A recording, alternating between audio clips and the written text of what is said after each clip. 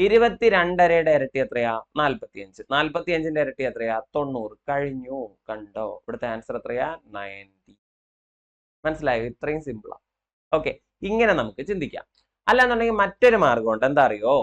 Hi, hello, നമസ്കാരം. എല്ലാവർക്കും എൻട്രിയുടെ മറ്റൊരു വീഡിയോയിലേക്ക് സ്വാഗതം. ഞാൻ വിപിൻ രാജ്. നമ്മൾ മാത്സുമായിട്ട് ബന്ധപ്പെട്ട വീഡിയോ ആണ് ചെയ്യുന്നത്. അതായത് നമ്മുടെ ഡിഗ്രി ലെവൽ പരീക്ഷകളിൽ വരുന്ന ഏറ്റവും സിമ്പിൾ ആയിട്ടുള്ള കുറച്ച് കണക്കുകൾ എടുക്കുന്നു. ആ കണക്കുകൾ എങ്ങനെ സോൾവ് ചെയ്യാമെന്ന് നമ്മൾ ചെയ്തു നോക്കുന്നു. അപ്പോൾ ഇതിനകത്ത് നിങ്ങൾ ആ ചോദ്യങ്ങൾ ചെയ്യുന്ന സമയത്ത് ഏറ്റവും സിമ്പിൾ ആയിട്ടുള്ള ചോദ്യങ്ങളാണ്. ഡിഗ്രി ലെവൽ പരീക്ഷകളിലുള്ള ചോദ്യമാണോ എന്ന് പോലും അതിശയിച്ചു പോകുന്ന തരത്തിലുള്ള ചോദ്യങ്ങളാണ്. അപ്പൊ ആ ചോദ്യങ്ങൾ അങ്ങനെ സംശയിക്കേണ്ട കാര്യമില്ല. എല്ലാ പരീക്ഷകളിലും അത്തരം ചോദ്യങ്ങൾ വരാറുണ്ട്. അതായത് ഇപ്പോ നമുക്ക് 10 ചോദ്യങ്ങളാണ് മാത്സ് ആൻഡ് മെന്റൽ എബിലിറ്റി വരുന്നതെന്ന് വിചാരിക്കും. അതിൽ 6 ചോദ്യങ്ങളും ഇതുപോലെ സിമ്പിൾ ചോദ്യങ്ങളായിരിക്കും. ഓക്കെ, ചിലപ്പോൾ 8 ചോദ്യങ്ങളും ഇതുപോലെ സിമ്പിൾ ആയിരിക്കും. ഓക്കെ, അതിൽ 1-2 ചോദ്യങ്ങൾ അല്ലെങ്കിൽ പരമാവധി 4 ചോദ്യങ്ങളായിരിക്കും. ഒന്ന് വ്യത്യസ്തമായിട്ട് ചോദിക്കാൻ ശ്രമിക്കുക, അല്ലെങ്കിൽ ഒന്ന് ലെവൽ ഉയർത്തി ചോദിക്കാൻ ശ്രമിക്കുക. നമ്മൾ ആ 4 ചോദ്യങ്ങളിലാണ് ഫോക്കസ് ചെയ്യുന്നത്, അല്ലെങ്കിൽ ആ 3 ചോദ്യങ്ങളിലാണ് ഫോക്കസ് ചെയ്യുന്നത്. അതിന് കുറച്ച് ടഫായിരുന്നു, അല്ലെങ്കിൽ ആ ചോദ്യങ്ങളിലേക്ക് എത്താൻ അല്ലെങ്കിൽ അതിന്റെ ഉത്തരങ്ങൾ കണ്ടുപിടിക്കാൻ കുറച്ച് പാടായിരുന്നു എന്നാണ് നമ്മൾ ചിന്തിക്കുന്നത്. അതിന് പകരം നമ്മൾ മാറി ചിന്തിക്കുക, അല്ലെ? നമുക്ക് സിമ്പിൾ ആയിട്ടുള്ള കുറെ ചോദ്യങ്ങൾ ആ ക്വസ്റ്റ്യൻ പേപ്പറിലുണ്ട്. അത് സ്കോർ ചെയ്താൽ തന്നെ നമുക്ക് എന്ത് ചെയ്യാം? ഇതിനകത്ത് മറ്റുള്ളവരോട് മത്സരിച്ച് നിൽക്കാനുള്ള ഒരു സ്കോർ നമ്മുടെ കയ്യിൽ ഇരിക്കും. ശരിയല്ലേ? അതുകൊണ്ട് മാത്സ് പേടിയുള്ളവർ എന്ത് ചെയ്യാം? ഈ ടൈപ്പ് ക്വസ്റ്റ്യൻസിനെ ഒന്ന് ഫോക്കസ് ചെയ്യുക. ഇത്തരം ചോദ്യങ്ങളാണ് പ്രധാനമായിട്ട് നമ്മുടെ പരീക്ഷകളിൽ കിട്ടാറുള്ളത്. എല്ലാ ചോദ്യങ്ങളും ടഫായിട്ടുള്ള ഒരു പരീക്ഷകളും ഇതുവരെ എന്ത് ചെയ്തിട്ടില്ല, PSC നടത്തിയിട്ടില്ല കേട്ടോ. അപ്പൊ അത് കൃത്യമായി നോക്കി പഠിക്കുക. അപ്പൊ അത്തരത്തിലുള്ള സിമ്പിൾ ആയിട്ടുള്ള ഒരു 10 ചോദ്യം നമുക്ക് പഠിച്ചാലോ? നിങ്ങൾ റെഡിയാണോ? ഞാൻ നേരെ ചോദ്യങ്ങളിലേക്ക് പോവാണ്. എല്ലാവരും പഠിച്ച് സെറ്റ് ആക്കിക്കോണം. ഈ ക്ലാസ് കഴിയുമ്പോഴത്തേക്ക് ആ 10 ചോദ്യങ്ങളും അതിന്റെ ഒരു മെത്തേഡും അതെങ്ങനെ വന്നു എന്നുള്ള രീതിയിൽ അതേ മാതൃകയിൽ മറ്റ് ചോദ്യങ്ങൾ കിട്ടിയാൽ നമുക്ക് ചെയ്യാൻ പറ്റണം. ആ രീതിയിൽ നിങ്ങൾ പഠിച്ചെടുക്കുക. ഓക്കെ, അപ്പൊ നേരെ ക്ലാസ്സിലേക്ക് പോവാണ്. ആദ്യത്തെ ചോദ്യം ഇതാട്ടോ. What is the value of 6.3 into 6.3 plus 2 into 6.3 into 3.7 plus 3.7 into 3.7? ചോദ്യം കാണുമ്പോൾ ഇതിനകത്ത് പലരുടെയും തെറ്റിദ്ധാരണയുണ്ട്. അപ്പൊ ഇതിനകത്ത് സംഖ്യകൾ തന്നിട്ടുണ്ട്. ഇവരെ തമ്മിൽ ഗുണിച്ചെഴുതുക, അല്ലെ? ഈ 2 സംഖ്യകളെ തമ്മിൽ ഗുണിക്കുക, പിന്നെ ഈ 2 സംഖ്യകൾ ഗുണിക്കുക, അല്ലെ? എന്നിട്ട് അതിനോട് 2 ഗുണിച്ച് ചേർക്കുക, എന്നിട്ട് പിന്നെ ഈ 2 സംഖ്യകൾ ഗുണിക്കുക, എന്നിട്ട് ഇതെല്ലാം കൂടെ കൂട്ടി എഴുതണ്ടേ എന്ന് ആലോചിച്ചിട്ട് ഇത് വെറുതെ വിട്ടിട്ട് പോകുന്ന ആൾക്കാരുണ്ട്, അല്ലെ? ഇവിടെ നമുക്ക് അതിന്റെ ആവശ്യം വരുന്നില്ല. അല്ലാതെ തന്നെ നമുക്കിത് ചെയ്തെടുക്കാം. ഈ ക്ലാസ് കാണുന്ന ഭൂരിഭാഗം പേർക്കും ഇതിന്റെ മെത്തേഡ് എന്താണ്, അല്ലെങ്കിൽ ഇതിന്റെ ടെക്നിക്ക് എന്താണെന്ന് അറിയാം. ശരിയല്ലേ? എന്നാലും ഞാനൊന്ന് പറയാം. ഈ തന്നിരിക്കുന്നത് നമ്മുടെ ഐഡന്റിറ്റീസ് അഥവാ സർവ്വസമവാക്യങ്ങൾ എന്ന് പറയുന്ന ഏരിയയിൽ നമുക്ക് എല്ലാവർക്കും അറിയുന്ന, അത്യാവശ്യം സ്ഫടികം സിനിമ കണ്ടിട്ടുള്ള എല്ലാവർക്കും അറിയുന്ന ഒരു മെത്തേഡിലാണ് ഇത് ചെയ്യുന്നത്. അറിയാലോ? അതിനകത്ത് നമുക്ക് ഇപ്പോൾ സിനിമയ്ക്കകത്ത് തന്നെ പറയാറുണ്ട് A+B ദ ഹോൾ സ്ക്വയർ. കേട്ടിട്ടുണ്ടോ? A+B the whole square equal to A² plus 2AB plus B² ആണല്ലോ. ഇതറിയുന്ന ആൾക്കാരല്ലേ നിങ്ങൾ? ആണ്. അങ്ങനെയാണെങ്കിൽ നിങ്ങൾ നോക്കിയേ, അതിനകത്ത് A² plus 2AB plus B² എന്ന സ്ട്രക്ചറിലാണ് നമ്മുടെ കയ്യിലുള്ള സംഖ്യകൾ ഉള്ളത്. ഇപ്പൊ 6.3 ഇൻറ്റു 6.3. അപ്പൊ ഈ 6.3 നിങ്ങൾ A ആയിട്ട് സങ്കല്പിച്ചാൽ, അല്ലെങ്കിൽ A ആയി പരിഗണിച്ചാൽ, അതിനെ നമുക്ക് എങ്ങനെ എഴുതാം? 6.3 ഇൻറ്റു 6.3 എന്ന് വെച്ചാൽ, അല്ലെ? അത് A ആണെങ്കിൽ A² എന്ന് എടുക്കാൻ പാടില്ലേ? മനസ്സിലായോ? ഓക്കെ, തൊട്ടടുത്ത് വരുന്ന ആരാ നോക്കിയേ? തൊട്ടടുത്ത ടേം നമ്മളിപ്പോ നോക്കുന്നില്ല, ഏറ്റവും അവസാനത്തെ ടേം നോക്കിയേ. അവിടെ ആരുണ്ട്? ഒരു 3.7 ഉണ്ട്, ഒരു 3.7 ഉണ്ട്, അല്ലടാ? അപ്പൊ 3.7 എന്ന് പറയുന്ന ആ നമ്പറിനെ B ആയിട്ട് കൺസിഡർ ചെയ്യുക. അപ്പൊ B ഇൻറ്റു B അല്ലേ? അത് B² എന്ന് എഴുതാം. ഓക്കെ, അപ്പൊ A² B² ആയി. അങ്ങനെയാണെങ്കിൽ ഇതിനിടയ്ക്ക് വരുന്ന ആൾക്കാർ ആരൊക്കെയാന്ന് നോക്കിയേ? ഒരു 2 ഉണ്ട്. അതുകൂടാതെ 6.3 എന്ന് പറയുന്ന A ആയിട്ടാണ് നമ്മൾ പരിഗണിച്ചത്. അതുപോലെ 3.7 B ആയിട്ടും. അതുകൊണ്ട് തന്നെ 2AB എന്ന് എഴുതുന്നതുകൊണ്ട് പ്രശ്നമുണ്ടോ കുഞ്ഞുങ്ങളെ? അല്ലെ? അപ്പൊ A² plus 2AB plus B² എന്ന സ്ട്രക്ചറിലാണ് ഇപ്പൊ നമ്മുടെ നമ്പേഴ്സ് ഉള്ളത്, അല്ലെ? അതുകൊണ്ട് തന്നെ ഈ നമ്പേഴ്സ് തമ്മിൽ വെറുതെ ഗുണിച്ച് സമയം കളയണോ? ഒരാവശ്യമില്ല. അപ്പൊ A² plus 2AB plus B² ഇങ്ങനെ വന്നാൽ നമ്മൾ ചെയ്യേണ്ടത്രേ ഉള്ളൂ, ഇതിനെ ഏത് സ്ട്രക്ചറിലേക്ക് മാറ്റുക? A+B ഹോൾ സ്ക്വയറിലേക്ക് മാറ്റുക, അല്ലെ? A+B whole square. A എന്ന് വെച്ചത് ആരാണ്? 6.3 ആണ്. ഇതിനോട് ആരെ കൂട്ടുകയാണ്? 3.7നെ കൂട്ടുകയാണ്. 6.3നോട് 3.7 കൂട്ടിയെഴുതുക, എന്നിട്ട് എന്ത് ചെയ്യുക, ആ നമ്പറിനെ സ്ക്വയർ ചെയ്യുക. അപ്പൊ 6.3 3.7 തമ്മിൽ കൂട്ടിയാൽ എന്ത് കിട്ടും? അത് നമുക്ക് എല്ലാവർക്കും അറിയാം, 10 ആണ്. അപ്പൊ നമ്മുടെ ആൻസർ 10ന്റെ സ്ക്വയർ ആണ് അല്ലെ. ഇത് ജസ്റ്റ് കൂട്ടി എഴുതിയാൽ ഉടനെ തന്നെ 10 ആണല്ലോ ആൻസർ എന്ന് പറഞ്ഞിട്ട് ആദ്യത്തെ ഓപ്ഷനിൽ ചെന്ന് പിടിക്കരുത്, അത് തെറ്റാണ്. 10ന്റെ സ്ക്വയർ ആണ് നമ്മുടെ ആൻസർ. അതാരാണ്? 100 ആണ്. അപ്പൊ സ്വാഭാവികമായിട്ട് നമ്മൾ ആരെയാണ് പരിഗണിക്കാൻ പോകുന്നത്? ബി ആണ് നമ്മുടെ ആൻസർ. സെറ്റ് ആയോ? ഓക്കെ അല്ലേ? ഭൂരിഭാഗം പേരും എനിക്ക് മുമ്പ് തന്നെ ഈ ചോദ്യത്തിന്റെ ഉത്തരത്തിൽ എത്തിക്കാണും. കാരണം എന്താണ്? നമ്മൾ ചിരപരിചിതമായിട്ടുള്ള ഒരു ക്വസ്റ്റ്യൻ ആയിട്ടാണ് ഇതിനെ കാണുന്നത് അല്ലെ. എല്ലാ ലെവൽ പരീക്ഷയിലും LDC മുതൽ മുകളിലേക്കുള്ള എല്ലാ പരീക്ഷകളിലും ഇത്തരം ചോദ്യങ്ങൾ വരാറുണ്ട്. കാരണം ഇത് SCRT ടെക്സ്റ്റ് ബുക്കിനകത്ത് വരുന്ന മോഡലാണ്. ശരിയല്ലേ? അപ്പൊ ഇവിടെ നമ്മൾ ഏത് രീതിയിൽ പരിഗണിച്ചു എന്ന് വെച്ചാൽ എപ്പോഴും ഇനി എഴുതി ചെയ്യണമെന്നില്ല. ഇത് A സ്ക്വയർ ആണെന്ന് നമുക്കറിയാം, ഇത് 2AB ആണെന്ന് അറിയാം, ഇത് B സ്ക്വയർ ആണെന്ന് അറിയാം. ശരിയല്ലേ? അപ്പൊ നമ്മൾ ഇവിടെ നിന്ന് Aയും എടുക്കുക, ഇവിടെ നിന്ന് Bയും എടുക്കുക, മതി. അപ്പൊ 6.3 3.7 തമ്മിൽ അങ്ങ് കൂട്ടുക. അപ്പൊ A + B ആയല്ലോ. അപ്പൊ 6.3 3.7 തമ്മിൽ കൂട്ടിയപ്പോ നമുക്ക് കിട്ടിയത് 10. 10ന്റെ സ്ക്വയർ അല്ലെ. 10ന്റെ സ്ക്വയറിനെ നമ്മൾ വിളിക്കുന്ന പേര് 100 എന്നല്ലേ. അത്രേ ഉള്ളൂ. ശരിയല്ലേ? അതുപോലെ മറ്റൊരു ചോദ്യമാണ്, ദ ഡെസിമൽ നമ്പർ ഈക്വാലൻ ടു 1/5 + 1/4 + 3/10. ദശാംശ സംഖ്യാ രൂപമാണ് വേണ്ടത്, പക്ഷെ തന്നിരിക്കുന്ന എല്ലാം ഭിന്നസംഖ്യകളാണ് അല്ലെ. അപ്പം 5-1 + 4-1 + 10-3 എന്ന സംഖ്യയുടെ അല്ലെങ്കിൽ ആ ഒരു ഗ്രൂപ്പിന്റെ ദശാംശ രൂപം എന്തെന്ന് ചോദിക്കുകയാണ്. അപ്പൊ സാധാരണഗതിയിൽ നമ്മൾ എന്തായിരിക്കും ചെയ്യുന്നത്? ഈ ഭിന്നസംഖ്യകളെല്ലാം കൂടെ കൂട്ടി എഴുതും അല്ലെ. ഈ ഭിന്നസംഖ്യകളെ കൂട്ടി എഴുതിയ ശേഷം നമ്മൾ എന്ത് ചെയ്യും? അതിന്റെ ദശാംശ രൂപം എഴുതുകയാണ് ചെയ്യാറ് അല്ലെ. അപ്പൊ അതിനകത്തൊരു പ്രശ്നം എന്താന്ന് വെച്ചാൽ കുറെ സമയം എടുക്കും. ഇവിടെ നമുക്ക് അത്രയും സമയം എടുക്കാതെ എങ്ങനെ ചെയ്യാമെന്ന് നോക്കാം. ഇപ്പൊ എക്സാമ്പിൾ, ആദ്യത്തെ വാല്യൂ ഇപ്പൊ 1/5 ആണല്ലോ. ഈ 1/5 എന്ന് പറയുന്ന വാല്യൂവിന്റെ ദശാംശ രൂപം എഴുതാൻ ഭയങ്കര സിമ്പിളാണ്. നമ്മൾ സാധാരണ എന്താ ചെയ്യുന്നത്? 1നെ 5 കൊണ്ട് ഡിവൈഡ് ചെയ്യും. അങ്ങനെയൊന്നും നിങ്ങൾ ചെയ്യണ്ട. ഈ 5ന്റെ കൂടെ 2 ഗുണിച്ചേ 10 ആയില്ലേ. അപ്പൊ ഡിനോമിനേറ്ററിൽ 10 വന്നു. അപ്പൊ അതേ 2 തന്നെ മുകളിൽ അങ്ങ് ഗുണിച്ചാലേ നമുക്ക് ഇവിടെ കിട്ടുന്നത് 2/10 എന്നാണ്. 2/10 കണ്ടോ? ഈ 2/10 എന്ന് വെച്ചാൽ ആരാണ്? 0.2 എന്നല്ലേ. കണ്ടോ? അപ്പൊ 1/5 എന്ന് പറയുന്ന നമ്പറിനെ നമ്മൾ എങ്ങനെ ആക്കി? 0.2 ആക്കി മാറ്റി. അടുത്ത് നമ്മുടെ കയ്യിലുള്ള ആരാന്ന് കണ്ടോ? 1/4 ആണ്. 1/4 ആണ്. ശരിയല്ലേ? ഈ 1/4നെ നമുക്ക് ദശാംശ രൂപത്തിൽ കൊണ്ടുവരണം. ഈ 4നെ നമുക്ക് എന്തില്? ഒന്നുകിൽ 10-ല് അല്ലെങ്കിൽ 100-ല് കൊണ്ടുപോകാൻ പറ്റില്ലേ? പറ്റും. അപ്പൊ നമുക്കറിയാം 2നോട് 5 ഗുണിച്ചാൽ 10 കിട്ടും. അപ്പൊ 2ന്റെ സ്ക്വയർ ആയ 4നോട്, ശ്രദ്ധിക്കുക, 2ന്റെ സ്ക്വയർ ആയ 4നോട് 5ന്റെ സ്ക്വയർ ആയ 25 ഗുണിച്ചാൽ 10ന്റെ സ്ക്വയർ ആയ 100 കിട്ടത്തില്ലേ? അങ്ങനെ ഓർത്താൽ മതി അല്ലെ. ഇവിടെ 5നോട് നമ്മൾ 2 ഗുണിച്ച് 10 ആക്കിയ പോലെ ഇവിടെ 4 എന്ന് പറയുന്ന വാല്യൂ 2ന്റെ സ്ക്വയർ ആണ്. അതിനോട് 5ന്റെ സ്ക്വയർ ആയ 25 ഗുണിക്കുന്നു. ഇവിടെ 25 ഗുണിച്ചു, ഇവിടെ 25 ഗുണിച്ചു. കണ്ടോ? അപ്പൊ 25 വീതം ഗുണിച്ചു. അപ്പൊ മുകളിൽ എന്ത് കിട്ടി? 25 കിട്ടിയിട്ടുണ്ട്. താഴെ എന്ത് വന്നു? 100. ഇങ്ങനെ എഴുതാൻ പറ്റില്ലേ? പറ്റും. അപ്പൊ നമുക്ക് കിട്ടിയ വാല്യൂ ഉണ്ടോ? 25/100 0.25 എന്നാണ്. ശരിയല്ലേ? ഇനി അവസാനത്തെ നമ്പർ ഉണ്ടോ? അതാരാ? 3/10. അതിനൊന്നും ചെയ്യണ്ട, അല്ലാതെ തന്നെ നമുക്ക് ദശാംശ രൂപം കിട്ടും. 3/10ന്റെ ദശാംശ രൂപം എന്താന്ന് വെച്ചാൽ 0.3 ആ. ശരിയല്ലേ? ഇത്രയും പേരെ ഒന്ന് കൂട്ടി എഴുതാൻ എന്തെങ്കിലും ബുദ്ധിമുട്ടുണ്ടോ? ഇവിടെ ഒരു 0.2 ആണ്, ഇവിടെ 0.25 ആണ്, ഇവിടെ 0.3 ആണ്. ഇവരെ ഒന്ന് കൂട്ടി എഴുതിയേ 0.75. മനസ്സിലായോ? ഇത്രയും സിമ്പിൾ ആയിട്ട് നിങ്ങൾക്ക് ഈ ഭിന്നസംഖ്യകളെ കൂട്ടി എഴുതി കണ്ടുപിടിക്കാൻ പറ്റില്ല കേട്ടോ. ഇത് ഇത്രയും സിമ്പിൾ ആണ്, വളരെ വേഗത്തിൽ ഉത്തരം കിട്ടും. ശ്രദ്ധിക്കണേ. അപ്പൊ ആദ്യം നമ്മൾ എന്താ ചെയ്തേ? 1/5നെ അല്ലെ, 5 എന്ന് പറയുന്ന നമ്പറിനെ 10 ആക്കി. അപ്പൊ 2/10 എന്ന് കിട്ടി. അപ്പൊ അതിനെ 0.2 എന്ന് എഴുതാൻ പറ്റി. പിന്നെ വരുന്ന 1/4 ആയിരുന്നു. 4നെ നമ്മൾ എന്താക്കി? 100 ആക്കി. എന്ത് ചെയ്തിട്ടാ? 25 ഗുണിച്ചിട്ടാ. അപ്പൊ 25/100 എന്ന് കിട്ടി. 25/100 എന്ന് വെച്ചാൽ ആരാ? 0.25 ആണ്. പിന്നെ 3/10 ആയിരുന്നു. 3/10 ആരാ? 0.3 ആ. ഇവരെ ആഡ് ചെയ്തു. ഇത്രേ ഉള്ളൂ. ഓക്കെ, ചെയ്ത കാര്യം ക്ലിയർ അല്ലേ? വേറെ ഒന്നും നോക്കാനില്ല കേട്ടോ. ഓക്കെ, അപ്പൊ നമ്മൾ ഇവിടുത്തെ ആൻസർ 0.75 ഉറപ്പിച്ചു. ഓക്കെ ആണോ? കുഴപ്പമില്ലാതെ ചെയ്യാൻ പറ്റില്ലേ? 0.5 വന്നപ്പോ ദശാംശ രൂപം നമ്മൾ എങ്ങനെ എടുത്തു? 0.2 എന്ന് എടുത്തു അല്ലെ. അവിടെ വന്നത് 1/5 എന്നാണ് അല്ലെ. 0.5 എന്നല്ല, 1/5. ഓക്കെ, ഇവിടെ വന്നത് 1/4 എന്നാണ്. 4 വന്നാൽ നമ്മൾ എന്താ ഇവിടെ ചിന്തിച്ചോണം? 25 ആണെന്ന് ചിന്തിച്ചോണം അല്ലെ. 4 വന്നാൽ 2ന്റെ സ്ക്വയർ ആണെങ്കിൽ അതിന്റെ കൂടെ ആര് വരണം? 5ന്റെ സ്ക്വയർ വരണം 25. അപ്പൊ ആൻസർ 0.25 അല്ലെ. ഇവിടെ ഓൾറെഡി 3/10 ആയതുകൊണ്ട് അതിനെങ്ങനെ എഴുതിയാൽ മതി? 0.3 എന്ന് എഴുതിയാൽ മതി. ആഡ് ചെയ്യട്ടെ. ആഡ് ചെയ്യുമ്പോൾ എന്ത് കിട്ടും? 0.75 കേട്ടോ. ഇത്രേ ഉള്ളേ. തെറ്റല്ലേ തെറ്റല്ലേ തെറ്റല്ലേ?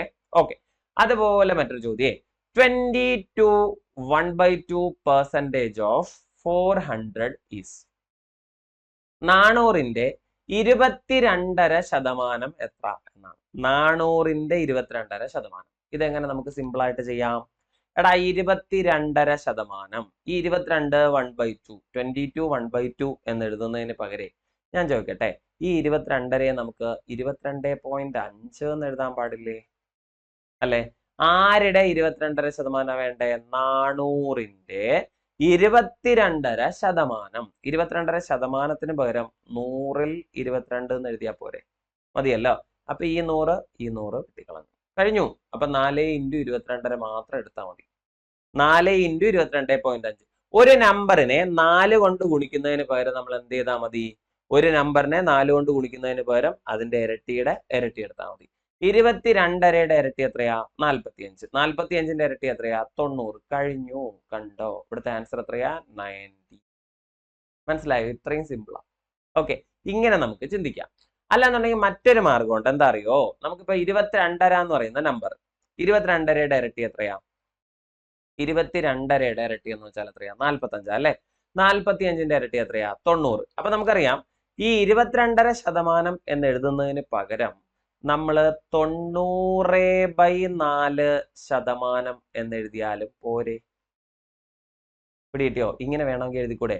22.5% എന്ന് എഴുതുന്നതിന് പകരം 90/4% എന്ന് എഴുതിയ തെറ്റുണ്ടോ? ചിലർക്ക് അത് ബുദ്ധിമുട്ടായിരിക്കും. എന്നാലും അത് തെറ്റുണ്ടോ? ഇല്ല. അപ്പൊ 400ന്റെ 90/4% എത്ര എന്നാണ്. അപ്പൊ 400 ഞാൻ അതുപോലെ എഴുതിയേ. ഓക്കെ. ഇതിന്റെ 90/4 ആണ്. അപ്പൊ 90/4%. ശതമാനത്തെ സൂചിപ്പിക്കാൻ നമ്മൾ എന്ത് ചെയ്താൽ മതി? 1/100 എന്നങ്ങ് എഴുതിയാൽ പോരെ? പിടികിട്ടിയോ? ഇനി നമുക്ക് സിംപ്ലിഫൈ ചെയ്യാം. സീറോസ് ഞാൻ അങ്ങ് ക്യാൻസൽ ചെയ്തു. ഇവിടുത്തെ 4ഉം ഇവിടുത്തെ 4 ഞാൻ അങ്ങ് വെട്ടിക്കളഞ്ഞു. നമ്മുടെ ആൻസർ 90. നേരിട്ട് ഉത്തരം കിട്ടി. കണ്ടോ? ഇങ്ങനെയും നമുക്ക് ചെയ്യാം. തൊട്ട് മുമ്പ് പറഞ്ഞത് നിങ്ങൾക്ക് കുറച്ചുകൂടെ കോൺഫിഡന്റ് ആണെങ്കിൽ അത് ഫോളോ ചെയ്യുക. ഇതാണെങ്കിൽ ഇങ്ങനെ ചെയ്യുക. ഇഷ്ടമുള്ള പോലെ ചെയ്തോ, ഉത്തരം കിട്ടും. സിമ്പിൾ ചോദ്യമാണ്. ഏറ്റവും സിമ്പിൾ ക്വസ്റ്റ്യൻ ആണ്. 2023 ഒരു ക്വസ്റ്റ്യൻ പേപ്പറിൽ നിന്നാണ് നമ്മൾ ഇത് ചെയ്യുന്നത് കേട്ടോ. ഓക്കെ. അടുത്തൊരു ചോദ്യം, simplify 6 square into 10⁻⁴ into 15³ divided by 2�6 into 3⁵ into 5�6. അല്ലെ? ഇത് ഇങ്ങനെ നടക്കുന്ന കാണുമ്പോൾ ചിലപ്പോൾ നിങ്ങൾക്ക് ഒരു ബുദ്ധിമുട്ടായിട്ട് തോന്നും. വേറൊന്നുമില്ല, ഇത്ര ഉള്ളടാ. 6 സ്ക്വയർ into 10⁻⁴ into 15³ കണ്ടോ? ഡിവൈഡഡ് ബൈ, ഇതിന്റെ താഴെ ആരൊക്കെ ഉണ്ട്? 2�6, 3⁵, 5�6 ഇങ്ങനെ ഉണ്ടാവും. ആണല്ലോ. ഇവിടെ നിന്ന് നമുക്ക് ഇതിനെ ഒന്ന് സിംപ്ലിഫൈ ചെയ്തെഴുതാമോ എന്ന് ചോദിക്കാം. അപ്പൊ നിങ്ങൾ ഇത്രയും മാത്രം ആലോചിക്കുക. എടാ 6 സ്ക്വയർ എന്ന് വെച്ചാൽ ആരൊക്കെയാ? 6 2 തവണ വന്നിട്ടുണ്ട്. 6 × 6 ശരിയല്ലേ? ഇവിടെ 10⁻⁴ എന്ന് വെച്ചാൽ ആരാ? അതിനകത്ത് ആരൊക്കെ ഉണ്ടെന്നാ പറയുന്നേ? അതിനകത്ത് 10 4 തവണ വന്നിട്ടുണ്ട് എന്നാണ് അല്ലെ. ഇനി 15ന്റെ ക്യൂബ് എന്ന് വെച്ചാൽ ആരാ? 15ന്റെ ക്യൂബ് എന്ന് വെച്ചാൽ 15നെ 3 തവണ എഴുതി ഗുണിച്ചു എന്നാണ്. ശരിയല്ലേ? അപ്പൊ ഞാനേ അതിനെ മറ്റൊരു ആംഗിളിൽ കാണാൻ പോവാണ്. അതെന്താന്ന് വെച്ചാലേ, 6ന്റെ സ്ക്വയർ അല്ലെ, 6 എന്ന് പറയുന്ന സംഖ്യയെ നമ്മളൊന്ന് സ്പ്ലിറ്റ് ചെയ്താൽ എന്തൊക്കെ കിട്ടൂടാ? 2 3 കിട്ടാറുണ്ട് അല്ലെ. അപ്പൊ 6ന്റെ സ്ക്വയർ എന്ന് എഴുതുന്നതിന് പകരം ഞാൻ എന്താ ചെയ്യുന്നതെന്ന് വെച്ചാൽ അതിന്റെ ഘടക സംഖ്യകളായ 2 3 എടുത്തിട്ടേ 2ന്റെ സ്ക്വയർ ഇൻറ്റു 3ന്റെ സ്ക്വയർ എന്ന് എഴുതുന്നു. പ്രശ്നമുണ്ടോ? എല്ലാവർക്കും ചെയ്യാൻ പറ്റുന്ന കാര്യമാണല്ലോ. ആണ്. അതുപോലെ തന്നെ ഇവിടെ ഒരു 10 വന്നിട്ടുണ്ട്. 10⁻⁴ ആണ്. 10നെ ഞാൻ ഘടകങ്ങളാക്കിയാൽ 2ഉം 5ഉം കിട്ടുമല്ലോ.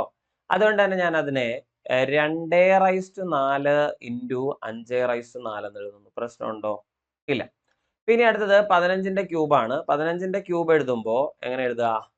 5ഉം 3ഉം എടുക്കുക. അപ്പൊ എങ്ങനെ എഴുതാം? 5ന്റെ ക്യൂബ് ഇൻറ്റു 3ന്റെ ക്യൂബ് ഇങ്ങനെ എഴുതാൻ പറ്റുമല്ലോ. കഴിഞ്ഞു. ഓക്കെ. ഡിനോമിനേറ്ററിൽ താഴെയുള്ള സംഖ്യകളെ നമ്മൾ എന്ത് ചെയ്യുന്നില്ല? മാറ്റുന്നില്ല. അതുപോലെ തന്നെ എഴുതുകയാണ്. 2⁻⁴, 3⁻⁵, 5/6 ഇങ്ങനെ എഴുതാൻ പറ്റുമല്ലോ. ഓക്കെ, ഇനി നിങ്ങൾ ശ്രദ്ധിച്ചാൽ അറിയാം, താഴെയും മുകളിലും 2 ഉണ്ട്, 3 ഉണ്ട്, 5 ഉണ്ട്. അപ്പോ നിങ്ങൾ ഇനി മുകളിൽ എത്ര 2 ഉണ്ട് എന്ന് നോക്കാം. മുകളിൽ എത്ര 2 ഉണ്ട് എന്ന് വെച്ചാൽ ഇവിടെ ഒരു 2 എണ്ണം ഉണ്ട് അല്ലെ, ഇവിടെ ഒരു 4 എണ്ണം ഉണ്ട്. അപ്പൊ 4 2 എത്രയായി? 6 എണ്ണം ഉണ്ട്. ശരിയല്ലേ? ഇവിടെ 2 എണ്ണം, ഇവിടെ 4 എണ്ണം, അപ്പൊ 6 എണ്ണം. അതുപോലെ താഴെ ഒരു 6 എണ്ണം ഇല്ലേ? അപ്പൊ അതങ്ങ് ക്യാൻസൽ ചെയ്ത് കളയാം. ഓക്കെ, ഇനി 3 നോക്കാം. ഇവിടെ എത്ര 3 ഉണ്ട്? 2 എണ്ണം ഉണ്ട്. ഇവിടെ എത്ര എണ്ണം ഉണ്ട്? 3 എണ്ണം ഉണ്ട്. അപ്പൊ 3 2 എത്രയായി? 5 എണ്ണം ഉണ്ട്. അപ്പൊ ഈ 5 എണ്ണവും താഴെ ഒരു 5 എണ്ണം ഇല്ലേ? അതും അങ്ങ് ക്യാൻസൽ ചെയ്ത് കളയാം. ഓക്കെ, ഇനി നമുക്ക് 5 നോക്കാം അല്ലെ. 5 എത്ര എണ്ണം ഉണ്ട്? മുകളിൽ ഒരു 4 എണ്ണം ഉണ്ട്. പിന്നെ എന്താണ്? അവിടെ തന്നെ ഒരു 3 എണ്ണം. അപ്പൊ 4 3 എത്രയായി? 7 എണ്ണം ആയിട്ടുണ്ട്. താഴെയോ 6 എണ്ണം. അപ്പൊ മുകളില് 7 5 ഉണ്ട്, താഴെ 6 5 ഉണ്ട്. അപ്പൊ മുകളിലുള്ള 6 5ഉം താഴെയുള്ള 6 5ഉം ക്യാൻസൽ ചെയ്ത് കളഞ്ഞാൽ ഇനി നമുക്ക് അതിനകത്ത് ശേഷിക്കുന്നത് എത്ര എന്ന് ചോദിച്ചാൽ മുകളിലത്തെ ഒരു 5 മാത്രമേ ഉള്ളൂ അല്ലെ. മുകളിൽ മൊത്തം 7 5 ഉണ്ടായിരുന്നു, താഴെ എത്ര എണ്ണം ഉള്ളായിരുന്നു? 6 എണ്ണം. അപ്പൊ മുകളിലത്തെ 6 എണ്ണവും താഴത്തെ 6 എണ്ണവും കൂടെ ക്യാൻസൽ ആയി പോയിട്ട് മുകളിൽ എത്ര എണ്ണം മിച്ചം വന്നു? ഒറ്റൊരെണ്ണം മിച്ചം വന്നു. സോ നമ്മുടെ ആൻസർ 5. കണ്ടോ? ഇത്രയേ ഉള്ളൂ കാര്യം. ഇങ്ങനെ നമുക്ക് ചെയ്യാനായിട്ട് പറ്റും.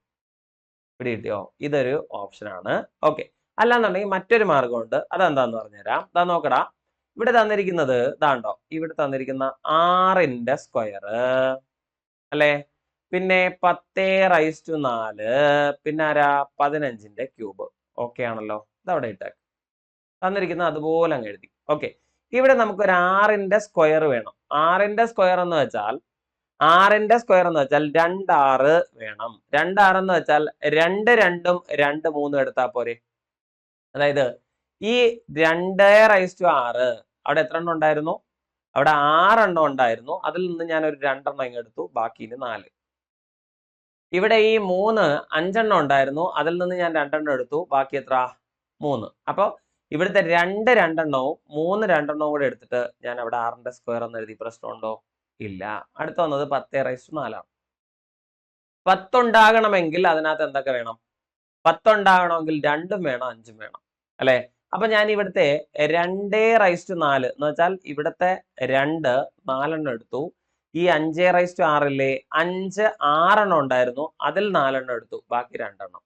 അപ്പൊ 2⁻4ഉം 5⁻4ഉം ചേർന്ന് 10⁻4 എന്ന് ഞാൻ അങ്ങ് എഴുതി. ആണല്ലോ. ഇനി നമുക്ക് വേണ്ടത് 15 ആണ് വേണ്ടത് അല്ലെ. അപ്പൊ 15ന്റെ ക്യൂബാണ് നമുക്ക് വേണ്ടത്. അപ്പൊ 15ന്റെ ക്യൂബ് എഴുതാനായിട്ട് എന്തൊക്കെ ആവശ്യമുണ്ടോ നോക്കിയേ. 15ന്റെ ക്യൂബ് എഴുതാനായിട്ട് ആരൊക്കെയുണ്ട്? 5ന്റെ ക്യൂബ് ആവശ്യമുണ്ട്, 3ന്റെ ക്യൂബ് ആവശ്യമുണ്ട്. പക്ഷെ ഒരു ചെറിയ പ്രശ്നം എന്താന്ന് വെച്ചാൽ നമുക്ക് 3ന്റെ ക്യൂബ് ഉണ്ട്, പക്ഷെ ആരില്ല? 5ന്റെ ക്യൂബ് ഇല്ല. 5ന്റെ സ്ക്വയർ മാത്രമേ ഉള്ളൂ. അപ്പൊ ഈ 5ന്റെ 2 എണ്ണം എടുക്കാം, 3ന്റെ 2ഉം എടുക്കാം. അപ്പൊ നമുക്ക് എന്ത് കിട്ടിയിട്ടുണ്ട്? 15ന്റെ സ്ക്വയർ എന്ന് കിട്ടിയിട്ടുണ്ട് അല്ലെ. അത് കഴിഞ്ഞിട്ട് അവശേഷിക്കുന്നത് ഒരു 3 മാത്രമേ ഉള്ളൂ. പിന്നെ നമുക്ക് ധൈര്യമായിട്ട് കട്ട് ചെയ്യാം. 6ന്റെ സ്ക്വയർ 6ന്റെ സ്ക്വയർ, 10⁻4 10⁻4 അല്ലെ. 15ന്റെ ക്യൂബിൽ നിന്ന് 15ന്റെ സ്ക്വയർ അങ്ങ് കട്ട് ചെയ്ത് കളഞ്ഞാൽ ബാക്കി ആരേ ഉള്ളൂ? മുകളിൽ 15, താഴെ ഒരു 3 അല്ലെ. ഈ 15നെ 3 കൊണ്ട് ഹരിച്ചാൽ നമുക്ക് ഉത്തരം എത്ര കിട്ടൂടാ? 5. കണ്ടോ? ഇങ്ങനെയും നമുക്ക് ചെയ്യാം. ഇവിടെ നമ്മൾ കമ്പൈൻ ചെയ്താണ് ഉത്തരത്തിലേക്ക് എത്തിച്ചേർന്നത് അല്ലെ. തൊട്ട് മുമ്പാണെങ്കിൽ നമ്മൾ ഇത് സ്പ്ലിറ്റ് ചെയ്താണ് ഉത്തരത്തിലേക്ക് എത്തിച്ചേർന്നത്. ഏതാണോ നിങ്ങൾക്ക് എളുപ്പമായി തോന്നുന്നത്, അല്ലെങ്കിൽ പരീക്ഷാ ഹാളിൽ നമുക്ക് പെർഫെക്റ്റ് ആയിട്ട് ചെയ്യാൻ പറ്റുമെന്ന് നിങ്ങൾക്ക് തോന്നുന്നത്, ആ മെത്തേഡ് ഉപയോഗിച്ച് ഉത്തരത്തിലേക്ക് എത്തുക കേട്ടോ. വേറെ ഒന്നുമില്ല, വേറെ ഒന്നും ആലോചിക്കേണ്ട കാര്യമില്ല. നമുക്ക് എന്ത് പറ്റും അത് കൃത്യമായി ചെയ്യുക. അതാണ് പ്രധാനപ്പെട്ട കാര്യം. ഓക്കെ അല്ലേ? അതുപോലെ മറ്റൊരു ചോദ്യം, find x if 5:7 equal to x:35. ഇത് റേഷ്യോ ആൻഡ് പ്രപ്പോർഷൻ എന്ന് പറയുന്ന ടോപ്പിക്കിൽ നിന്നുള്ള ചോദ്യമാണ്. 5:7 എന്നത് ഏതിന് തുല്യാണ്? x:35 തുല്യാണ്. അപ്പൊ എക്സ് എത്രയാണെന്ന് ചോദിക്കുകയാണ്. ഇത് കണ്ടുപിടിക്കാൻ എന്താ എളുപ്പമാർഗം? നമ്മൾ പഠിച്ചിട്ടുണ്ടല്ലേ. a:b ഈക്വൽ ടു c:d ആണെങ്കിൽ ad ഈക്വൽ ടു bc പഠിച്ചിട്ടുണ്ടോ അല്ലെ. ആ ക്രമത്തിൽ നിങ്ങൾ ആലോചിച്ചാൽ മതി. ഈ 5ഉം 35 തമ്മിൽ ഗുണിക്കുക. അതുപോലെ ഈ 7ഉം ഈ എക്സും കൂടെ ഗുണിക്കുക. 5ഉം 35ഉം കൂടെ ഗുണിക്കുക, 7ഉം എക്സും കൂടെ ഗുണിക്കുക. 7ഉം എക്സും കൂടെ ഗുണിച്ചാൽ 7x അല്ലെ. അതുപോലെ 5ഉം 35ഉം കൂടെ ഗുണിച്ചാൽ 5 × 35 ആണല്ലോ. ഇവിടെ നിന്ന് ആരെയാ നമുക്ക് കണ്ടെത്തേണ്ടേ? എക്സിനെയാണ് കണ്ടെത്തേണ്ടത്. അപ്പൊ എക്സ് കണ്ടെത്താൻ നമ്മൾ എന്ത് ചെയ്താൽ മതി? 5 × 35നെ ഏത് കൊണ്ട് ഹരിച്ചാ മതി? 7 കൊണ്ട് ഹരിച്ചാ മതി. അപ്പൊ 35ഉം 7ഉം കൂടെ ക്യാൻസൽ ചെയ്താൽ നമുക്ക് 5 കിട്ടും. 5 5 5 ഇൻറ്റു 5 എത്രയാണ്? 25. കണ്ടോ? ഇത്രയേ ഉള്ളൂ നമ്മുടെ ഉത്തരം. സിമ്പിൾ അല്ലേ? ഓക്കെ. ഇത് റേഷ്യോ ആൻഡ് പ്രൊപ്പോർഷന്റെ ഭാഗത്താണ്. അല്ലെങ്കിൽ നിങ്ങൾക്ക് ഇങ്ങനെ ആലോചിക്കാം. ഇവിടെ 5ഉം 7ഉം വന്നു, എക്സും 35ഉം വന്നു. 7ന്റെ അഞ്ചാമത്തെ ഗുണിതമാണല്ലോ 35. 7 രണ്ടാമത്തെ പദമായ 7ന്റെ അഞ്ചാമത്തെ ഗുണിതമാണ് ആര്? 35. അങ്ങനെയാണെങ്കിൽ 5ന്റെ അഞ്ചാമത്തെ ഗുണിതം എടുക്കുക. 5 ഇൻറ്റു 5 എത്ര കിട്ടുന്നു? 25 എന്ന് കിട്ടുന്നു. ഓക്കെ ആണോ? കുഴപ്പമില്ലാതെ ചെയ്യാൻ പറ്റില്ലേ? യെസ്. അതുപോലെ മറ്റൊരു ചോദ്യം. If the simple interest for an amount of rupees 10,000 for 2 years is rupees 2,400. What is the compound interest for 2 years for the same principal എന്നാണ്. സിമ്പിൾ ചോദ്യമാണ്. ചോദ്യം കാണുമ്പം ഇതിനകത്ത് നിന്ന് നമുക്ക് കോമ്പൗണ്ടിലേക്ക് പോകാൻ ബുദ്ധിമുട്ടല്ലേ എന്നൊക്കെ നമ്മൾ ആലോചിക്കും. ഒരു കാര്യമില്ല, നിങ്ങൾക്ക് സിമ്പിൾ ആയിട്ട് ചെയ്യാം. എടാ ഇവിടെ 2 വർഷത്തേക്ക് 10,000 രൂപയ്ക്ക് സിമ്പിൾ ഇൻട്രസ്റ്റ് അഥവാ സാധാരണ പലിശ 2,400 രൂപയാണ്. ഇതാണ് ചോദ്യത്തിൽ പറഞ്ഞിരിക്കുന്നത്. ഓക്കെ, ഇവിടെ നിന്ന് നമ്മൾ എന്ത് കണ്ടുപിടിക്കണം? ഇതേ 2 വർഷത്തെ കോമ്പൗണ്ട് ഇൻട്രസ്റ്റ് കണ്ടുപിടിക്കണം. വേറെ ഒന്നുമില്ല. നിങ്ങൾ ആലോചിക്കുക, 2 വർഷത്തെ സാധാരണ പലിശ എന്ന് പറയുന്നത് 2,400 അല്ലേ? അപ്പൊ ഒരു വർഷത്തെ സാധാരണ പലിശ 1,200, തൊട്ടടുത്ത വർഷത്തെ സാധാരണ പലിശ 1,200 ആണല്ലോ. ആണ്. അപ്പൊ ഈ കിട്ടിയിരിക്കുന്ന പലിശ 10,000 രൂപയ്ക്കല്ലേ? 10,000 രൂപയ്ക്ക് ഒരു വർഷം 1,200 പലിശ കിട്ടുന്നുണ്ട് എങ്കിൽ അവിടെ നിന്ന് നിങ്ങൾ മനസ്സിലാക്കേണ്ട കാര്യം ഇവിടുത്തെ പലിശ നിരക്ക് 12% എങ്ങനെയാന്ന് മനസ്സിലായല്ലോ? 10,000ന് ഒരു വർഷം കിട്ടിയ പലിശ 1,200 എങ്കിൽ പലിശ നിരക്ക് എന്ന് പറയുന്നത് ഇങ്ങനെ കണ്ടുപിടിച്ചാൽ മതി. അപ്പൊ ക്യാൻസൽ ചെയ്തു, സീറോസ് നമ്മൾ ക്യാൻസൽ ചെയ്തു അല്ലെ? ഇപ്പൊ ഇവിടെ കിട്ടിയത് 12% ആണല്ലോ. അപ്പൊ നിങ്ങൾ ആലോചിക്കുക, ഇതിന്റെ കൂട്ടുപലിശയിലേക്ക് പോകുമ്പോൾ ഇവിടെ അഡീഷണൽ ആയിട്ട് വരുന്ന എമൗണ്ട് ആരാ? സാധാരണ പലിശ എന്തായാലും ഉണ്ടാകും. അതുകൂടാതെ ആദ്യത്തെ വർഷത്തെ പലിശയ്ക്ക് കൂടി പലിശ കിട്ടുന്ന സമ്പ്രദായമാണല്ലോ. അപ്പൊ ആദ്യത്തെ വർഷത്തെ പലിശ എത്രയാണ്? 1,200 അല്ലേ? അപ്പൊ 1,200ന്റെ ഒരു 12% കൂടി നമ്മൾ ഇതിൽ ചേർത്താൽ മതി കേട്ടോ. അപ്പൊ 1,200ന്റെ 12% എന്ന് വെച്ചാൽ എത്ര രൂപയാ? 144 രൂപ. കണ്ടോ? അപ്പൊ ഈ 1,200ന്റെ പലിശ എന്ന് പറയുന്നത് 144. ഇത് ഈ പലിശയോടൊപ്പം ഈ 2,400നോടൊപ്പം ചേർത്താൽ മതി.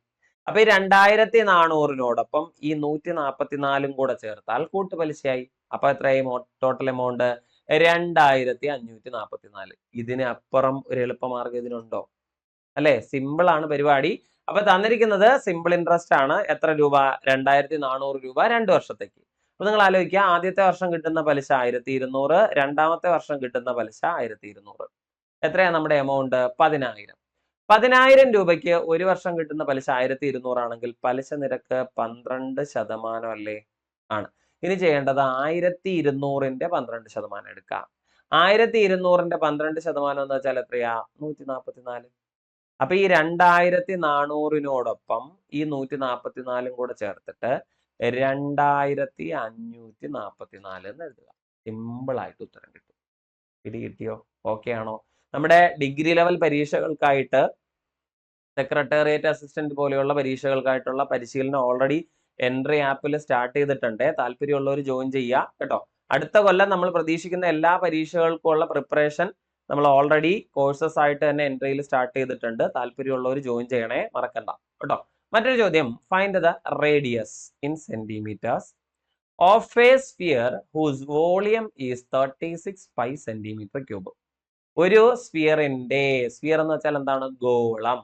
ഗോളത്തിന്റെ വോളിയം അല്ലെങ്കിൽ വ്യാപ്തം 36 pi cm3 ആണെങ്കിൽ അതിന്റെ റേഡിയസ് എത്ര എന്നാണ്. ഒരു സ്ഫിയറിന്റെ വോളിയം, ഒരു ഗോളത്തിന്റെ വോളിയം എന്ന് വെച്ചാൽ എന്താണെന്ന് അറിയാവോ? അത് 4/3 πr³ എന്നാണ്. 4/3 πr³ എന്ന് പറയുന്നത് ഇവിടെ എത്ര എന്ന് പറഞ്ഞിരിക്കുന്നതാ? 36 π എന്ന് പറഞ്ഞിട്ടുണ്ട്. ആണല്ലോ. ആണ്. ഇവിടെ നിന്ന് നമുക്ക് എന്ത് കണ്ടുപിടിക്കണം? ഇതിന്റെ റേഡിയസ് കണ്ടെത്തണം. അതെങ്ങനെ കണ്ടുപിടിക്കാന്ന് വെച്ചാലേ, ഇവിടെ നിന്ന് റേഡിയസ് എങ്ങനെ കണ്ടെത്താം? ഇതാ നോക്ക്, ഇവിടുത്തെ പയ്യും ഇവിടുത്തെ പയ്യും ക്യാൻസലായി. ആണല്ലോ. ഇവിടെ ഒരു 4 ഉണ്ടായിരുന്നു. ഈ 4ഉം ഈ 36ഉം കൂടെ ക്യാൻസൽ ചെയ്താൽ നമുക്ക് എത്ര കിട്ടും? 9 എന്ന് കിട്ടും. ആണല്ലോ. അപ്പൊ ആർ ക്യൂബ് എന്ന് പറയുന്നത് എന്താന്ന് കിട്ടും? 9 ഇൻറ്റു ഇവിടെ ഒരു 3 ഇല്ലേ? ഡിവൈഡ് ചെയ്തിരിക്കുന്ന 3 അപ്പുറത്ത് കൊണ്ടുപോയിട്ട് മൾട്ടിപ്ലൈ ചെയ്യുക. എത്ര കിട്ടി? 27 അല്ലേ? ആണ്. അപ്പൊ ആർ ക്യൂബ് എന്ന് പറയുന്നത് 27 ആണ്. റേഡിയസിന്റെ ക്യൂബ് എന്ന് പറയുന്നത് 27 ആണ്. അപ്പൊ റേഡിയസ് എത്ര? അല്ലെ? റേഡിയസിന്റെ ക്യൂബ് 27 ആണെങ്കിൽ റേഡിയസ് 3 സെന്റിമീറ്റർ. 3 സെന്റിമീറ്റർ ആണ് അതിന്റെ ആരം. കണ്ടോ? സിമ്പിൾ. എല്ലാവർക്കും ചെയ്യാൻ പറ്റും. ഇത് കണ്ടിട്ട് സ്ഫിയർ ആണ്, വോളിയം ആണ്, റേഡിയസ് എങ്ങനെ കണ്ടുപിടിക്കും എന്ന് പറഞ്ഞിട്ട് ഓടരുത് കേട്ടോ. അത്യാവശ്യം ഇക്വേഷൻ എഴുതാൻ അറിയുന്ന ഏതൊരാൾക്ക് ഇതിന്റെ ഉത്തരം കണ്ടുപിടിക്കാം. എന്താ സംഭവം? ഇത് 4/3 പൈ ആർ ക്യൂബ് എന്ന് പറയുന്നത് ആരാണ്? 36 പൈ ആണ്. ആണല്ലോ. അപ്പൊ ഇവിടെ നമുക്ക് 6 റേഡിയസ് ആണ് കണ്ടുപിടിക്കേണ്ടത്. അപ്പൊ 6 ഒഴികെ ബാക്കി എല്ലാം അപ്പുറത്തേക്ക് കൊണ്ടുപോവാം. ഇതാണ് എന്റെ കൺസെപ്റ്റ്. അപ്പൊ 6ന്റെ ക്യൂബ് അവിടെ ഇട്ടിട്ട് 36 പൈ അവിടെ തന്നെ ഇടക്കട്ടെ കേട്ടോ. 36 പൈ. ഇവിടെ ആരൊക്കെയുണ്ട്? ഒരു 4ഉം ഉണ്ട്, പൈയും ഉണ്ട് അല്ലേ? അപ്പൊ ആ 4ഉം പൈയും അപ്പുറത്ത് കൊണ്ടുപോയിട്ട് കണ്ടോ താഴെ എഴുതി. ഇവിടെ താഴെ ഒരു 3 ഉണ്ടായിരുന്നു. ഈ 3നെ അപ്പുറത്ത് കൊണ്ടുപോയിട്ട് മുകളിൽ എഴുതി. ഈ പൈ ക്യാൻസൽ ആയി. 36നെ 4 കൊണ്ട് ഡിവൈഡ് ചെയ്താൽ നമുക്ക് കിട്ടുന്ന 9. 9 ഇൻറ്റു 3. അപ്പൊ ആർ ക്യൂബ്, റേഡിയസിന്റെ ക്യൂബ് എന്ന് പറയുന്നത് എത്രയാണ്? 27 ആണ്. അപ്പൊ 6 റേഡിയസ് എത്ര എന്ന് ചോദിച്ചാൽ 27ന്റെ ക്യൂബ് റൂട്ട്. 27ന്റെ ക്യൂബ് റൂട്ട് എന്ന് വെച്ചാൽ എത്രയാ? 3. കണ്ടോ? ഇത്രയേ ഉള്ളൂ കാര്യം. തെറ്റായോ? സിമ്പിൾ ക്വസ്റ്റൻ ആട്ടോ. തെറ്റിക്കരുത്. ഇത്രയൊന്നും ചെയ്യാതെ, ഇത്രയൊന്നും എഴുതാതെ 2 സൈഡിലിട്ട് ക്യാൻസൽ ചെയ്യേണ്ടവരെ എല്ലാവരെയും ക്യാൻസൽ ചെയ്തിട്ടാണ് നമ്മൾ ആദ്യം ചെയ്തത്. അത് ശരിക്കും അങ്ങോട്ട് ദഹിക്കാത്തവർ അല്ലെ, പെട്ടെന്ന് അങ്ങോട്ട് കലങ്ങാത്തവർക്ക് വേണ്ടിയിട്ടാണ് ഞാൻ എന്ത് ചെയ്തത്? ഇത് മുഴുവനായിട്ട് അപ്പുറത്തേക്ക് കൊണ്ടുപോയി ചെയ്തത്. ഏതാണോ നിങ്ങൾക്ക് ഓക്കെ ആയിട്ടുള്ളത് അത് വെച്ച് ചെയ്യാട്ടോ. അടുത്ത ചോദ്യം. First term and last term of an arithmetic progression are 144 and 300 respectively, and common difference is 3. Find out the number of terms in this progression. ഒരു പ്രോഗ്രഷന്റെ, ഒരു അരിത്തമെറ്റിക് പ്രോഗ്രഷന്റെ ആദ്യ പദം അറിയാം, അവസാന പദം അറിയാം, പൊതു വ്യത്യാസം അറിയാം. അതിൽ എത്ര പദങ്ങളുണ്ട് എന്ന് കണ്ടെത്താനാണ്. നമുക്ക് എല്ലാവർക്കും അറിയുന്ന ഒരു കാര്യമാണ്. പദങ്ങളുടെ എണ്ണം കണ്ടെത്താനുള്ള മാർഗം എന്താ അറിയോ? അവസാനത്തെ പദത്തിൽ നിന്ന് ആദ്യ പദത്തെ കുറയ്ക്കുക. Tnൽ നിന്ന് T1 കുറയ്ക്കുക. എന്നിട്ടോ കോമൺ ഡിഫറൻസ്, പൊതു വ്യത്യാസം കൊണ്ട് ഹരിക്കുക, ഒന്ന് കൂട്ടുക. പദങ്ങൾ തമ്മിലുള്ള വ്യത്യാസം എടുക്കുക, പൊതു വ്യത്യാസം കൊണ്ട് ഹരിക്കുക, ഒന്ന് കൂട്ടുക. പദങ്ങൾ തമ്മിലുള്ള വ്യത്യാസം എങ്ങനെ എടുക്കുക? 144 300 തമ്മിലുള്ള വ്യത്യാസം. 300ൽ നിന്ന് 144 കുറയ്ക്കുക അല്ലെ? ഇവിടുത്തെ പൊതു വ്യത്യാസം എന്ന് പറയുന്നത് 3 ആണ്. 3 ഡിവൈഡ് ചെയ്ത ശേഷം ഒന്ന് കൂട്ടിയാൽ മതി. 300ൽ നിന്ന് 144 പോയാൽ നമുക്ക് കിട്ടുന്നത് 156 എന്നാണ്. 156നെ 3 കൊണ്ട് ഹരിച്ച ശേഷം ഒന്ന് കൂട്ടിക്കോളൂ അല്ലെ? 156നെ 3 കൊണ്ട് ഹരിച്ചാൽ നമുക്ക് കിട്ടുന്നത് 52 എന്നാണ്. 52നോട് ഒന്ന് കൂട്ടിയാൽ എത്ര കിട്ടും? 53. 53 53 എന്നാണ്. വേറെ ഒന്നും നോക്കാനില്ല. അവസാന പദത്തിൽ നിന്ന് ആദ്യ പദം കുറയ്ക്കുക. ഇക്വേഷൻ എഴുതണമെന്നില്ല. അവസാന പദത്തിൽ നിന്ന് ആദ്യ പദം കുറയ്ക്കുക. എത്ര കിട്ടി? 156 കിട്ടി. ആണല്ലോ. ഇവിടുത്തെ പൊതു വ്യത്യാസം എത്രയാണ്? 3. 3 ഹരിക്കുക, ഒന്ന് കൂട്ടുക. വേറെ ഒന്നും ഇല്ലടാ. 156നെ 3 കൊണ്ട് ഹരിച്ചാൽ നമുക്ക് കിട്ടുന്നത് 52 എന്നാണ്. 52നോട് ഒന്ന് കൂട്ടി എഴുതിക്കോ, 53. വേറെ ഒന്നും നോക്കാനില്ല. ഇതാണ് നമ്മുടെ ഉത്തരം. സെറ്റാക്കിക്കോ. റെഡി? അപ്പൊ ഇവിടുത്തെ ആൻസർ മനസ്സിലായെന്ന് വിചാരിക്കട്ടെ. അതുപോലെ ശരാശരി അഥവാ ആവറേജിൽ നിന്ന് ഒരു ചോദ്യം വന്നിട്ടുണ്ട്. Average mark of 10 students in a group is 25. If one more student is joined in this group, the average changes to 24. What is the mark of the new student എന്നാണ്. പുതുതായി ചേർന്നയാളിന് എത്ര മാർക്ക് ഉണ്ട് എന്ന്. നിലവിൽ എത്ര കുട്ടികളുണ്ട്? 10 കുട്ടികളുണ്ട്. ഈ 10 കുട്ടികൾക്ക് ശരാശരി 25 മാർക്കുണ്ട്. ആണല്ലോ. ഇതിലേക്ക് ഒരു കുട്ടിയെ കൂടി ചേർത്തു. അപ്പൊ എത്ര പേരാടാ? 11 പേരായി അല്ലെ? അപ്പൊ ശരാശരി എന്ത് സംഭവിച്ചു? 24ആയി, കുറഞ്ഞു അല്ലെ? അങ്ങനെയാണെങ്കിൽ പുതുതായി വന്ന കുട്ടിയുടെ മാർക്ക് എത്ര? ഒരു ഗ്രൂപ്പിലേക്ക് ഒരു കുട്ടിയെ നമ്മൾ അഡീഷണൽ ആയിട്ട് ചേർത്തപ്പോ അവിടെ എന്ത് ചെയ്തിട്ടുണ്ട്? ശരാശരി 1 മാർക്ക് കുറഞ്ഞിട്ടുണ്ട്. അങ്ങനെയാണെങ്കിൽ പുതുതായി വന്ന കുട്ടിയുടെ മാർക്ക് എത്ര എന്ന് കണ്ടുപിടിക്കാൻ ഭയങ്കര സിമ്പിൾ ആണ് അല്ലെ? കാരണം എന്താന്ന് വെച്ചാലേ ഇവിടെ ഒരാൾ കൂടിയപ്പോഴേ അല്ലെ, ഇവിടെ എന്ത് ചെയ്തു? കൂടിയപ്പോ ഇവിടെ എന്ത് ചെയ്തു? കുറഞ്ഞു. ഇങ്ങനെ ഒരു സാഹചര്യം ഉണ്ടായാൽ ഇവിടെ നിങ്ങൾ എന്ത് ചെയ്യാൻ നിൽക്കണ്ട, ഇവിടെ തുകയൊന്നും എടുത്ത് ചെയ്യാനായിട്ട് നിൽക്കണ്ട. ജസ്റ്റ് ഈ 10ഉം ഈ 24ഉം എടുക്കാം. 24 നിന്ന് 10 അങ്ങ് കുറയ്ക്കുക. 24 നിന്ന് 10 അങ്ങ് കുറയ്ക്കുക. എത്ര കിട്ടി? 14. ഇതിന്റെ ആവശ്യമുള്ളൂ. ശരിയല്ലേ? അല്ലാന്നുണ്ടെങ്കിൽ 25 എടുക്കാം. 25 നിന്ന് അതിന്റെ നേരെ ഓപ്പോസിറ്റ് വരുന്ന 11 ഇല്ലേ? കുറയ്ക്കുക. ക്രോസ് ചെയ്തിട്ടാണ് കുറയ്ക്കേണ്ടത്. ഒരു സൈഡിൽ, അതായത് എണ്ണം ഒന്ന് കൂടുമ്പോൾ വാല്യൂ ഒന്ന് കുറയുന്നുണ്ടെങ്കിൽ പുതുതായി വന്ന വാല്യൂ കണ്ടെത്താനായിട്ട് നിങ്ങൾ എന്ത് ചെയ്താൽ മതി? ക്രോസ് ചെയ്തിട്ട് കുറച്ചാൽ മതി. 25 നിന്ന് 11 കുറച്ചുകൂടെ? 25 നിന്ന് ആരെ കുറയ്ക്കുക? 11 കുറയ്ക്കുക. 25 നിന്ന് 11 കുറച്ചാലും നമുക്ക് എന്ത് കിട്ടും? 14 എന്ന് കിട്ടും. ഇത്രയേ ഉള്ളൂ സംഗതി. തെറ്റിപ്പോകരുത്. ചെയ്ത കാര്യം മനസ്സിലായോ? ഓക്കെ. അപ്പൊ 10 കുട്ടികളുണ്ട്. അവരുടെ ശരാശരി മാർക്ക് 25. ഒരു കുട്ടി കൂടി അതിലേക്ക് ചേർന്നപ്പോൾ ആവറേജ് ചേഞ്ച് ആയി. എങ്ങോട്ട് മാറി? 24ലേക്ക്.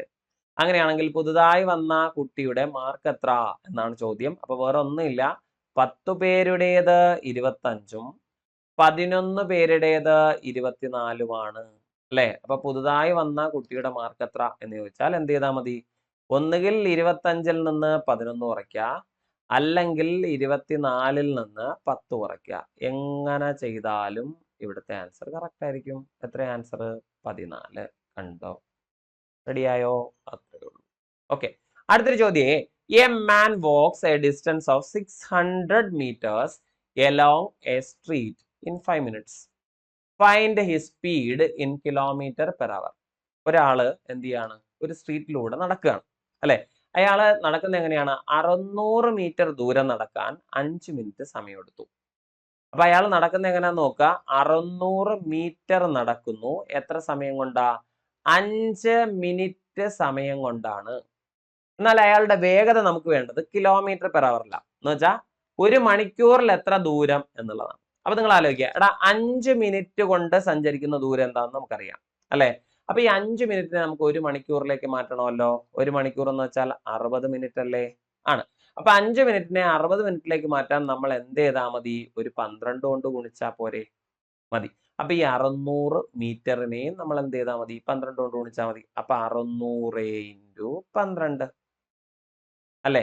600 × 12 എന്ന് വെച്ചാൽ 72ഉം 2 പൂജ്യവും 7200 മീറ്റർ എന്നാണ് കിട്ടുന്നത്. ഇത് നമുക്ക് കിലോമീറ്ററിലേക്കാണ് വേണ്ടത്. അപ്പൊ 7200നെ ഏതുകൊണ്ട് ഡിവൈഡ് ചെയ്യാം? 1000 കൊണ്ട് ഡിവൈഡ് ചെയ്യാം. അപ്പൊ നമുക്ക് എന്ത് കിട്ടൂടാ? പെട്ടെന്ന് പറഞ്ഞേ. 1000 കൊണ്ട് ഡിവൈഡ് ചെയ്താൽ നമുക്ക് കിട്ടുന്നത് ഇത് ക്യാൻസലായി, ഇത് ക്യാൻസലായി. 72/10 7.2 എന്ന് കിട്ടും. 7.2 കിലോമീറ്റർ പെർ അവർ. ഇങ്ങനെ നമുക്ക് ചെയ്യാം. ഇതൊരു മാർഗം. ഇതല്ല എന്നുണ്ടെങ്കിൽ മറ്റൊരു മാർഗമുണ്ട്. അതെന്താന്ന് വെച്ചാൽ എടാ, നമുക്കിവിടെ കിട്ടിയിരിക്കുന്ന ദൂരം 600 മീറ്ററും ഇവിടുത്തെ സമയം 5 മിനിറ്റും അല്ലേ? അതുകൊണ്ട് തന്നെ ഈ വേഗതയെ നമുക്ക് 600/5 എന്ന തരത്തിൽ എടുക്കാം അല്ലെ? 600/5 എന്ന് വെച്ചാൽ എത്രയാ? 120 മീറ്റർ പെർ മിനിറ്റ് എന്നാണ് കിട്ടുന്നത്. ഡൗട്ട് ഇല്ലല്ലോ? ഇതിന് നമുക്ക് എങ്ങോട്ടേക്ക് മാറ്റണം? കിലോമീറ്റർ പെർ അവറിലേക്ക് മാറ്റണം. കിലോമീറ്റർ പെർ അവറിലേക്ക് മാറ്റാൻ എന്താ ചെയ്യേണ്ടതെന്ന് അറിയോ? മീറ്റർ പെർ മിനിറ്റിൽ നിന്ന് കിലോമീറ്റർ പെർ അവറിലേക്ക് മാറ്റാൻ 120 എന്ന് പറയുന്ന ആ നമ്പറിനെ 3/50 കൊണ്ട് മൾട്ടിപ്ലൈ ചെയ്യാം. 3/50 കൊണ്ട് മൾട്ടിപ്ലൈ ചെയ്യാം. 3/50 കേട്ടോ? ശ്രദ്ധിക്കണേ. മീറ്റർ പെർ മിനിറ്റിൽ നിന്ന് കിലോമീറ്റർ പെർ അവറിലേക്ക് മാറാൻ നമ്മൾ എന്ത് ചെയ്യുക? 3/50 കൊണ്ട് മൾട്ടിപ്ലൈ ചെയ്യുക. കിലോമീറ്റർ പെർ അവറിൽ നിന്ന് മീറ്റർ പെർ മിനിറ്റിലേക്ക് മാറ്റാൻ 50/3 ഉപയോഗിക്കുക. അങ്ങനെ നമുക്ക് വേണമെങ്കിൽ ചെയ്യാം. ഇത് ക്യാൻസൽ ചെയ്തു, ഇത് ക്യാൻസൽ ചെയ്തു. 12 × 3 36. കണ്ടോ? ആണ്. 36നെ ഏതുകൊണ്ട് ഡിവൈഡ് ചെയ്യുക? 5 കൊണ്ട് ഡിവൈഡ് ചെയ്യുക. 36നെ 5 കൊണ്ട് ഡിവൈഡ് ചെയ്യാൻ നമുക്ക് എന്താ മാർഗം? 36ന്റെ ഇരട്ടി എടുക്കാം 72, 5ന്റെ ഇരട്ടി എടുക്കാം 10. മനസ്സിലായോ? ഓക്കെ. ഇത് ഡിവൈഡ് ചെയ്ത് കഴിയുമ്പോൾ എത്ര കിട്ടും? 7.2 എന്ന് കിട്ടിയില്ലേ? മതി. ഇതാണ് നമ്മുടെ ആൻസർ. കിട്ടിയോ? സിമ്പിൾ ആണ്. അപ്പൊ ഈ ഒരു ക്ലാസ്സിൽ ചെയ്ത 10 ചോദ്യങ്ങൾ നിങ്ങളുടെ സ്റ്റാറ്റസ് എന്താണെന്ന് നോക്കുക. നിങ്ങൾക്ക് എത്ര മാർക്ക് കിട്ടി? എത്ര സ്കോർ ചെയ്യാൻ പറ്റി? എവിടെയാണ് നിങ്ങൾക്ക് കൺഫ്യൂഷൻ ഉണ്ടായത്? അതിനെക്കുറിച്ചൊക്കെ നിങ്ങൾക്ക് കമന്റ് ചെയ്യാം.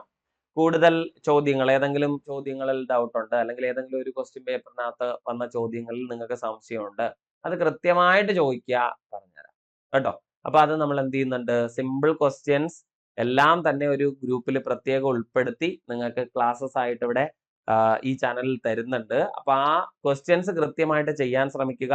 അതിനകത്ത് ഏതെങ്കിലും ക്വസ്റ്റ്യൻ കുറച്ച് ബുദ്ധിമുട്ടായിട്ട് തോന്നിയാൽ അതിന് കൂടുതൽ സമയം കൊടുത്ത് ചെയ്ത് സെറ്റാക്കുക.